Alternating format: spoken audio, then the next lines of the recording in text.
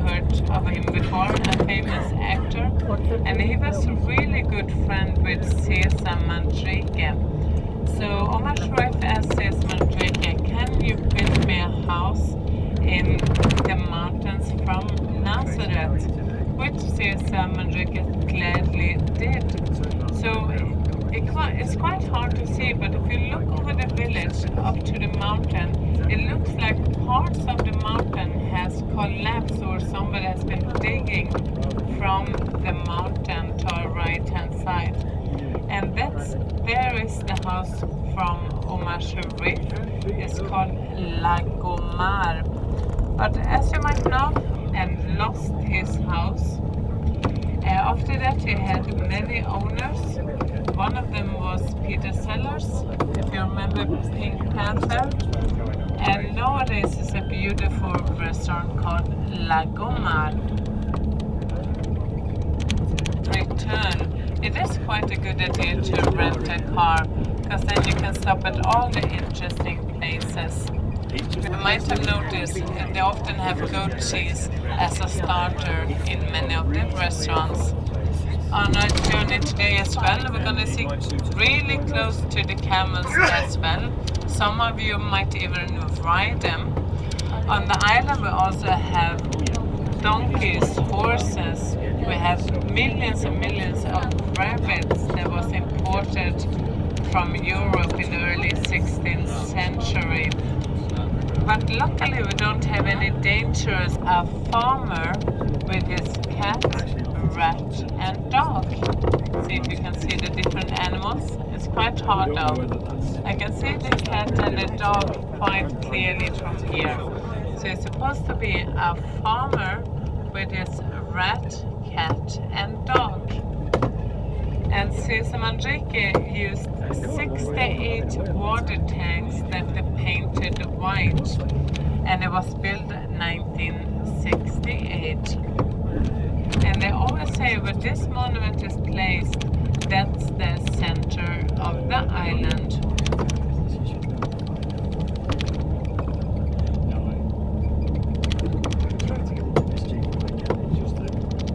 If you look out over the vineyards, you can clearly see that they don't use the same soil or earth as we do back home. Over here they use something they call pecan. And pecan, that's the black dust from the volcanoes.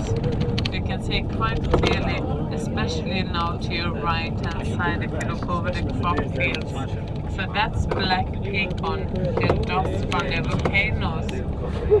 Because they notice when they put the plant down and then cover the roots with the pecan, that it protects against the sunlight. And also when they're watering the plants, the water goes straight down to the roots as well. And this technique that you can see to your left and to your right hand side only exists on this island. You can't find it anywhere else in the entire world. And that's something that makes Lanzarote different from the other Canarian islands.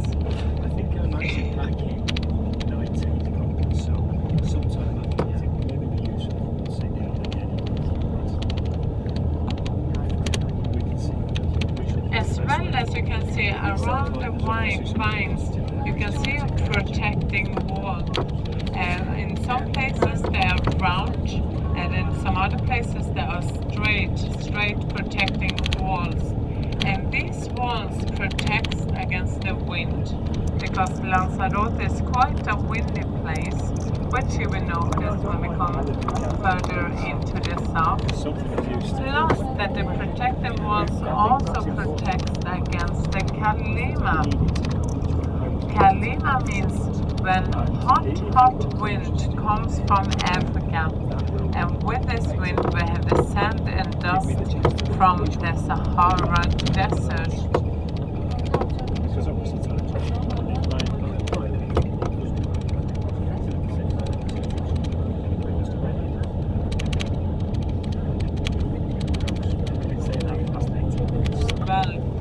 So right now we're heading for the National Park of Timanfaya, and they're going to talk more of the national park shortly. But during those 6 years of constant volcano eruption, of course there were many hamlets and villages that were completely destroyed. About 25 hamlets and over 10 small villages get completely destroyed with livestock and crop fields. But like for a miracle, no one actually got killed during the volcano eruption, because in those areas where all the hamlets were placed, the lava went really slowly. It only moved about 500 meters an hour, so people could actually see the lava coming, pack their belongings and leave to Tegese or to Arrecife. But they say that 5 months after the volcano eruption started, that half of the population had left the island, immigrating to the other Canarian Islands and even so far as to America. At one stage it was even suggested that the entire island was going to be evacuated, but then they noticed that all of the volcano eruption took place here in the south. But still, you must imagine that to date. But over here, they just close the roads from one day to another. And then when you go up to the workers and ask them how long the road is going to be closed, they say mañana. And that's been about 3 weeks ago, and the road is still closed. So you can see how they're working. All the wall that you can see is actually handmade. They have big rocks that they form to fit in every spot. So we have to go on a really tiny road. I haven't been here with a double decker before, but I think Raphael knows what he's doing. Because normally we go through a little village called Mancha Blanca. We're going to be able to see the village. Who else? See Samantrique. And that means that we're entering the National Park of Timanfaya. So whenever you're in a souvenir shop and you see devils everywhere, then you know that's the symbol of the national park. Because people at that time actually thought it was the devil coming from hell to take over the cold area. They say it won't erupt again. But we are right now heading to the Fire Mountains. And I wouldn't say it's very cold on those volcanoes, because only 6 meters down there's a heat over 400 degrees, just 6 meters down, and then about 10 centimeters down there's about 140 degrees. So it's quite still hot, but they do say it's a cold area that won't erupt again. But to prove to us how hot it is, we're going to go through 4 different tests that we will test. We walk them all through together.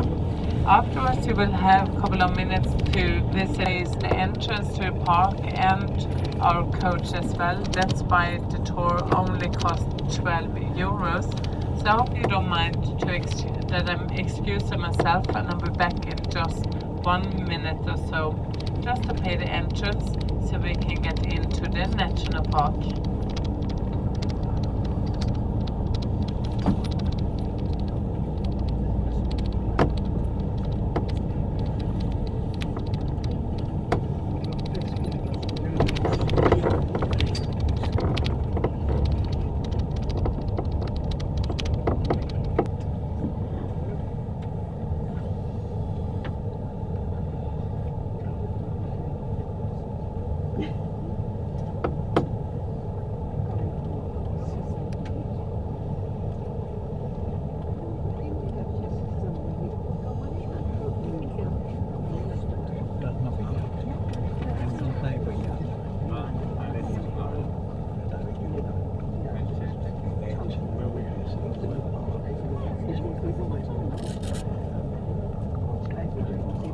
Alright, we're now entering the national park, and please just remember we have some rules to the national park as well, and it's the same rule in every national park around everywhere, and that is, please don't wander off and start collecting any stones or rocks or lava. If they would catch you, you would have to pay about 3,000 euros or spend a night in jail. Because of course the rules are there to protect the national park. Imagine if everyone in nature. So we're gonna do 4 tests together, and they actually have barbecue up in the restaurant where they're preparing all the food just by using the heat of the volcanoes.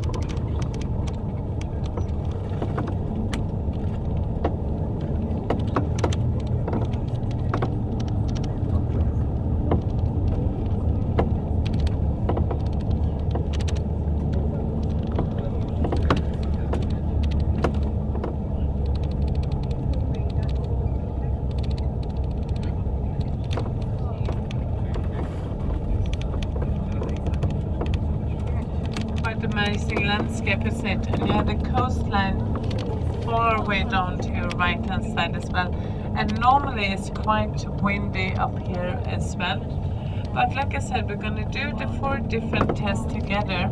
Then you will have about 15 minutes by yourself, so you can go around the restaurant and use the toilets and visit the souvenir shop if you want to, of course.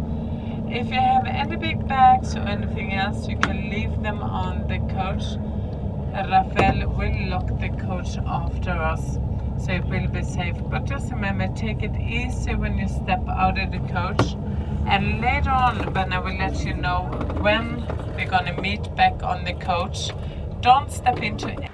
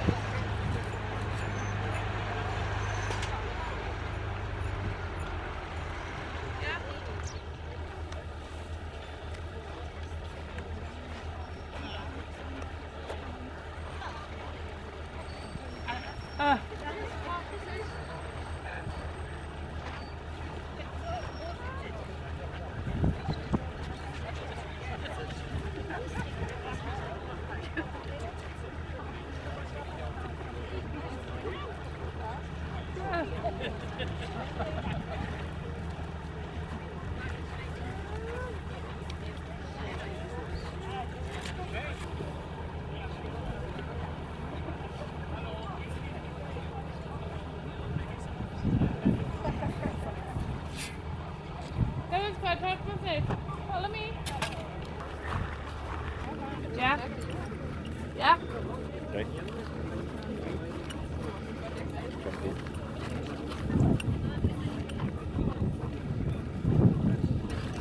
Yeah. Carino. Yeah. Okay.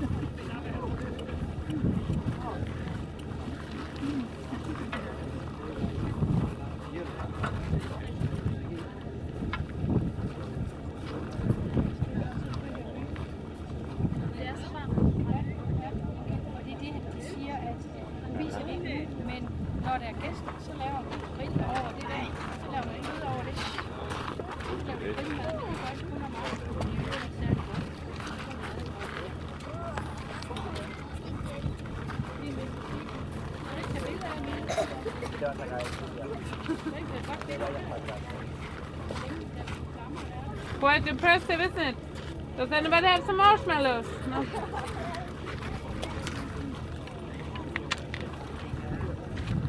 All right, when you feel ready, you can follow me.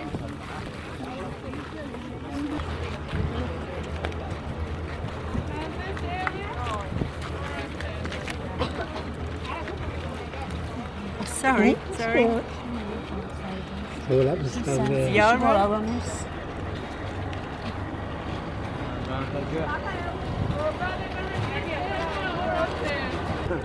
So you need to go left side over here.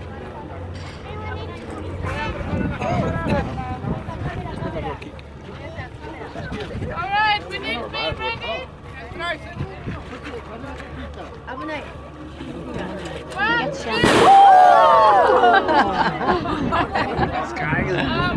good. It's going to get one more. You see how high that went? Yeah. He has to run away. Oh, What another has one. to do here now? Must be only a little one. All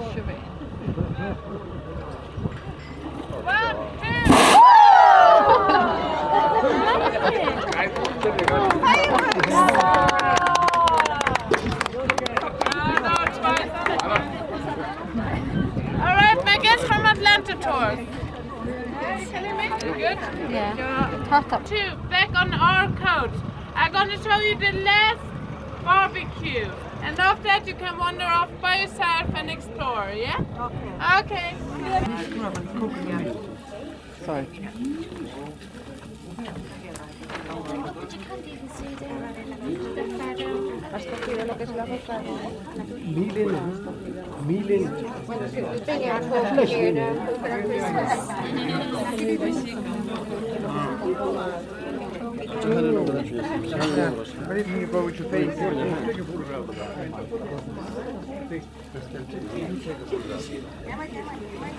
Very far down.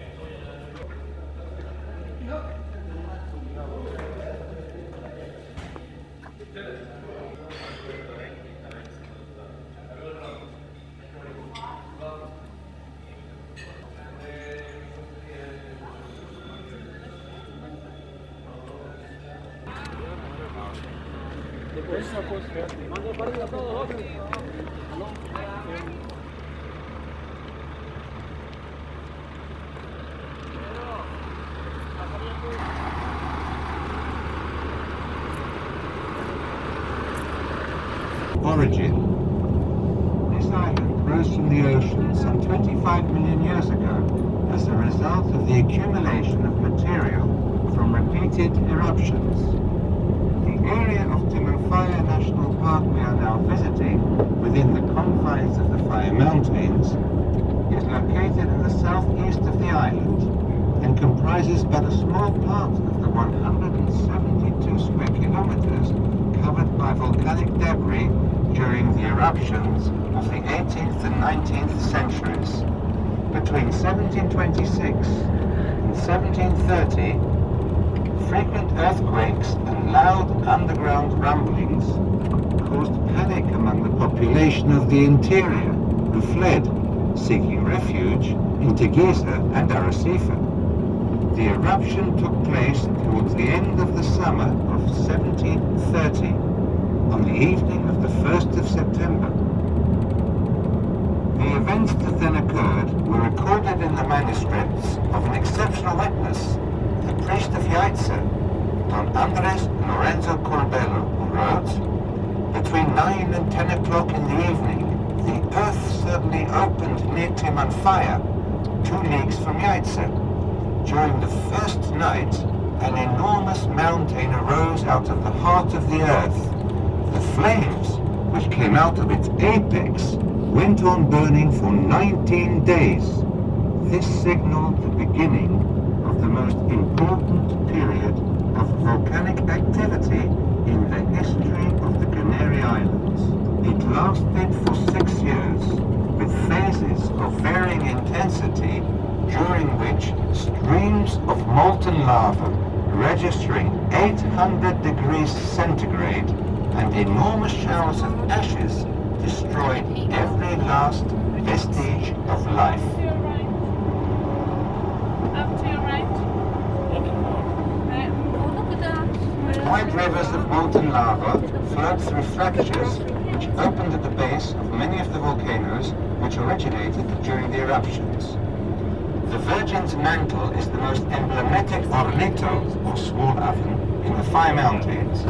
These structures form when the accumulation of gases in the tunnel interiors through which the lava flows is such that they fracture the roof, causing the emission of incandescent materials and gases under great pressure.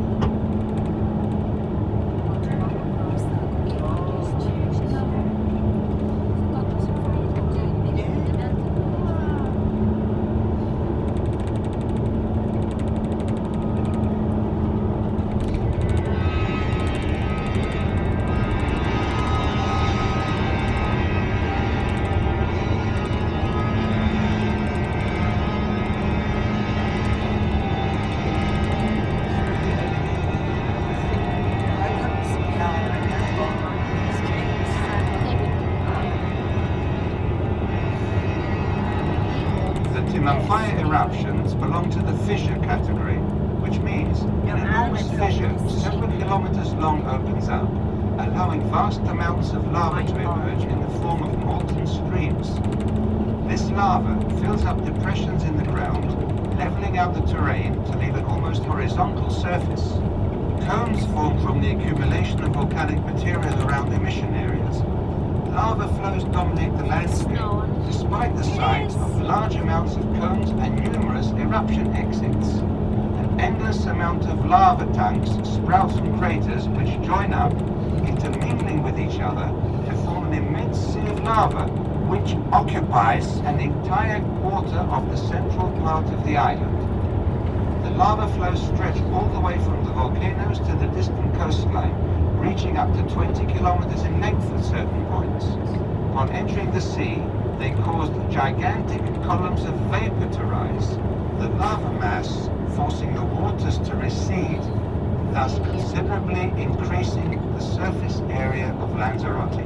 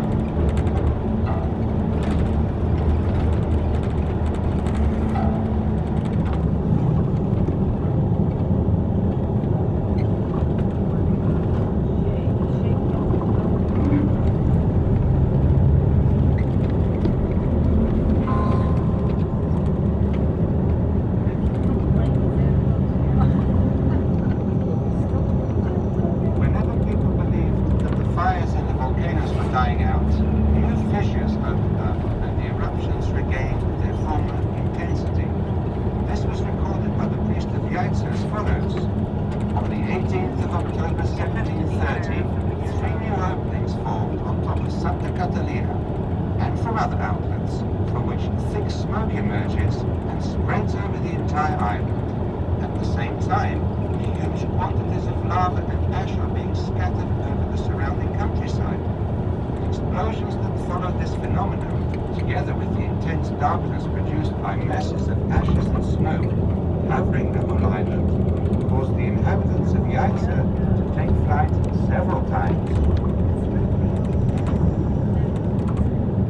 The lava streams and showers of volcanic rains totally destroyed around 30 hamlets, besides causing serious damage to another 20 small villages. Large areas under cultivation were also destroyed, together with crops, barns, horticulture, pasture lands, and livestock.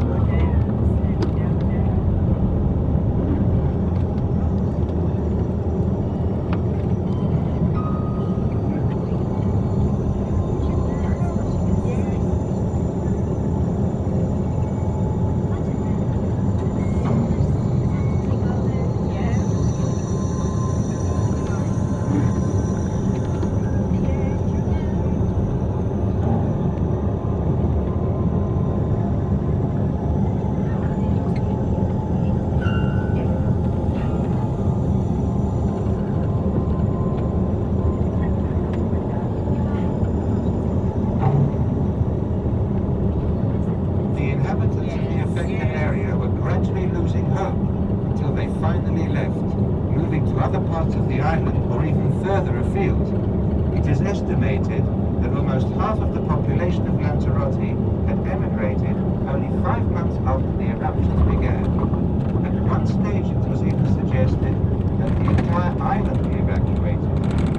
This part of the island, which consisted of small, isolated and thinly populated hamlets extending over the entire region, suffered complete devastation. Their names were Tingafa, Macha Blanca, Santa Catalina, Peña Palomas, Maretas, San Juan, Jaretas, Timanfaya, Testina, Rodeo, and Mazo.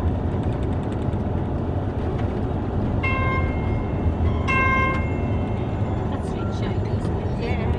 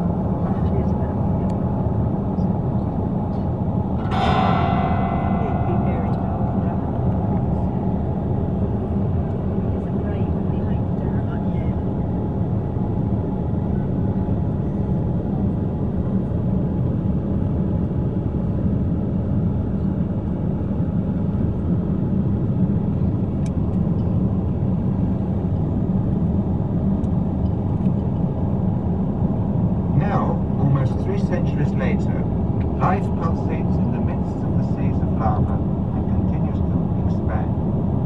More than 800 species of animal life and plants have been noted within its confines, mostly terrestrial. home in the sea. Organisms that live directly on the rocks are birds, lizards, and above all, various species of lichens, besides some unusual nocturnal insects that feed on microscopic particles carried by the wind. These are principally pigeons and crickets, which may be similar to the pioneer creatures which made their home on the island when Lanzarote emerged from the sea millions of years ago. The largest known form of animal life is the gira vulture, which feeds on carrion and nests in the craters of the volcanoes of the Fire Mountains. The smallest is a tiny cave-dwelling insect measuring less than 1 millimeter in length.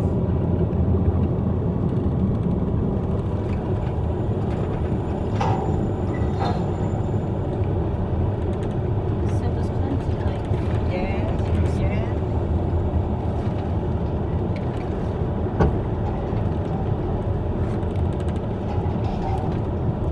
just been there for me to go and see the camels,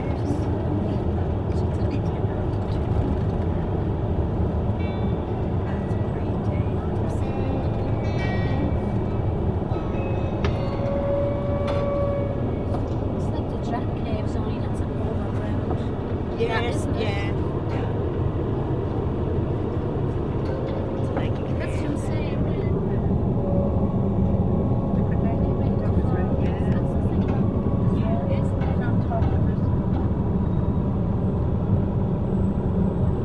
Very fluid lava flows poured from the cones of the volcanoes, which spread out till reaching the coast.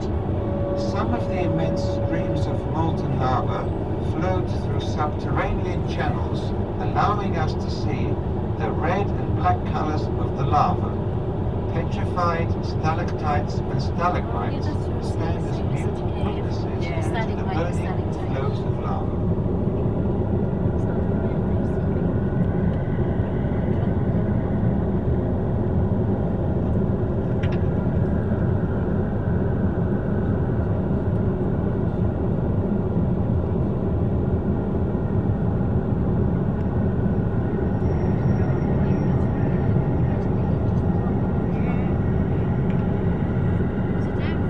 it down far, is it? No, it's on the other road.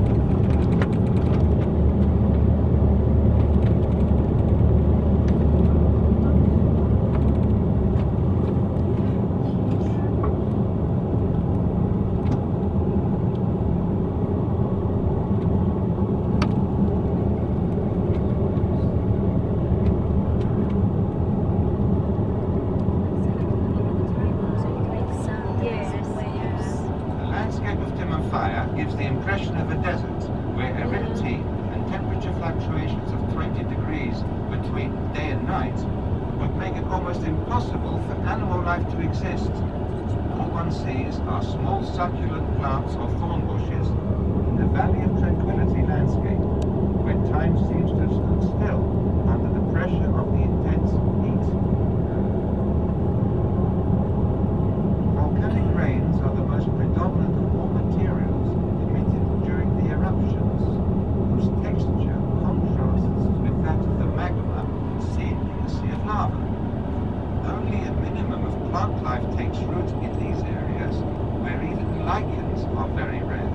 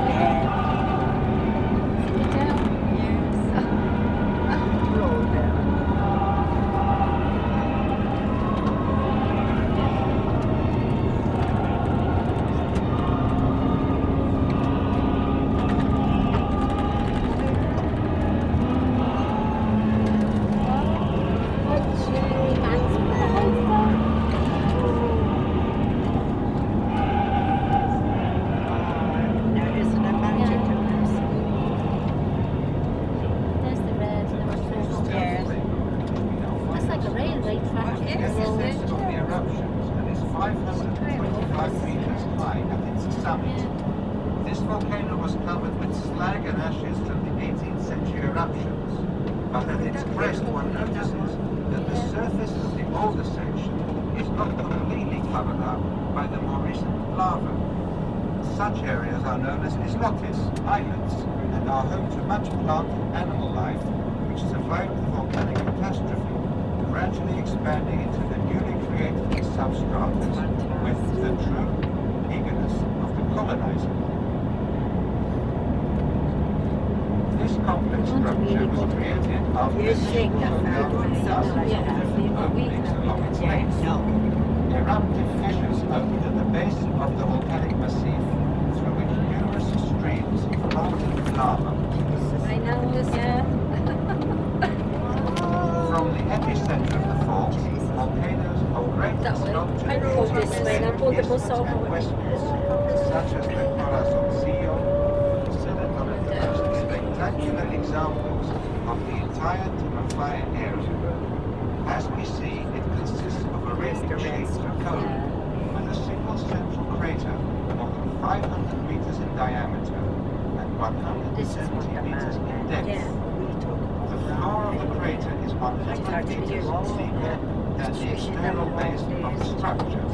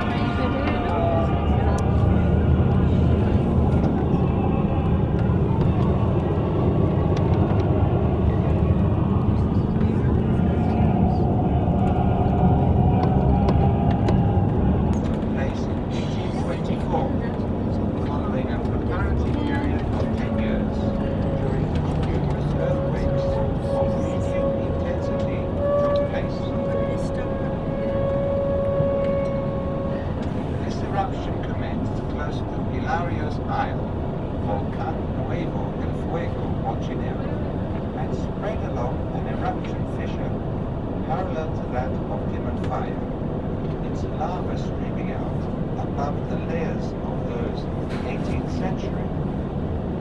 You can also walk up down the road if you want to stop here.